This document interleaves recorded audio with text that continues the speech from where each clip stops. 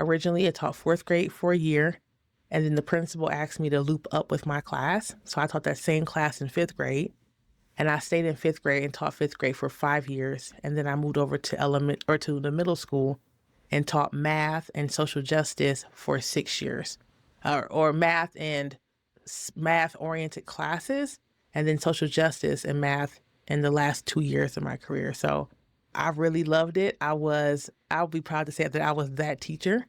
Like everybody wanted Mrs. Lyons, and they were so excited to have me. I had a good time in my classes. I felt like we had great relationships. My students, I hope that they feel they learned a lot in the class. And for me, especially when I taught middle school math, my goal was to destigmatize math. A lot of folks say I'm just not good at it. I never will be good at it. And so my work was to kind of bring that fear down in students, that they cannot be successful in math or have confidence. So yeah, and I also was that person who had the fish tank and the curtains and the couch, and it was a vibe. We had the lamps. We were doing all the things. And I love teaching. I really did. It was great. And I think that it's so much to me in the ways that my school, especially in my elementary school, let me teach in the ways, of course, to the standards, but teach in the ways that were best for my children. It almost felt like entrepreneurship because you could have this like wide open way of teaching as long as the students were successful and you could prove that they understood the concepts that were needed in the standards. So yeah, I loved it. I loved teaching. You can tell, I mean, your body language, your smile, I mean, you just light up when you talk about it. You could absolutely tell. I'm Yeah. sure you were just fantastic. Yeah, I would like to think so, right? Once in a while, I run into my students out in community, and my oldest students are almost 30 now, and they remember me. They say hi. I remember your class, so it doesn't seem like they're running away from me or don't want to speak to me, right? So obviously, I did something right. At least I hope so. Oh, I'm sure you did. I'm sure you did. And then now you're sharing that passion and enthusiasm and positive energy with your own business. So tell us about your business a bit more and why did you start it? Yeah, so I have a consulting firm, Lions Educational Consulting, and it's gone through many iterations. But what I'm doing now in that business is supporting Black educator wellness. And that came about really at the tail end of my doctoral research time, my time in my doctoral program.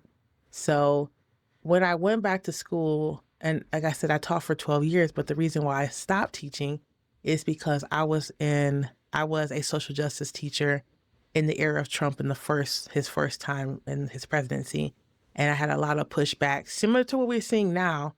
But of course, it's not on the news because it's just one Black teacher in Colorado, or however many of us were out there. But I experienced a lot of what I now know is racial battle fatigue in that teaching of social justice, and like the pushback that community, like white parents specifically, and my principal and her boss gave to me to like stop teaching social justice after I was given permission to do so. And so that was in the second year I taught it. I decided at the end of the year that I wasn't going to go back to teaching because the ways that I experienced harm and racism related stress from those experiences, from that push out, from the parents mobbing me, I understood that if I came back into education, even a different district, the systems are the same, right? And so I went back to school. I applied to school in the winter, but went back to school and studied the ways that Black educators experience racial battle fatigue from the workplace and how it impacts our families. And I did that research because it was my experience. I was experiencing racism in my workplace, and it was impacting my husband, it was impacting my daughter, and I knew that I wasn't the only one having that experience. And so I wanted to know what that meant for Black educators and the family members. So that's the research. And when I was coming to the end of that research, I had this idea to have a retreat space for Black educators. Like, what would it mean to have a space where Black educators could learn wellness and healing and be in a space with other educators who understand systems, the education system? And I reached out to a person on my committee, Dr. Ellie Cahill, and said, hey, I have an idea. And I reached out to her because she was already doing trauma-informed work in community with educators. I said, I have an idea. I would love to do a retreat space. And she said, yeah, that sounds good. And let's make it a cohort space with a retreat at the end. Right. And so it started off, that pivot started from my original business, which was curriculum and program development, to wellness spaces by that first program, which is a Black Educator Wellness cohort. And we started that 3 years ago. We're on our third cohort now. And so from that, slowly, it was like, okay, what about some half-day retreats? What about talking about racial battle fatigue and rest and wellness and liberation at conferences? And then so on and so forth. So it slowly kind of grew and is still growing, but that's the work that I do now, is supporting the wellness of Black educators specifically. And then, of course, my podcast, The Exit Interview, a podcast for Black educators. I share the stories or interview Black folks who've left the field of teaching to share their exit story, because we're talking about recruitment all the time, but very not often do we talk about why people leave and let them tell their story of why they left. So all that kind of comes together in the work that I do.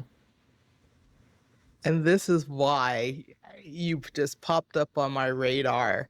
There's so many points here. First off, that you took your dissertation research and basically use that as a foundation for a business, which is so innovative and does not happen. Sometimes you'll have people that'll write books about off of their dissertation research, but to start a business, tell us what that was like to start a business and really have that research foundation too to build it upon.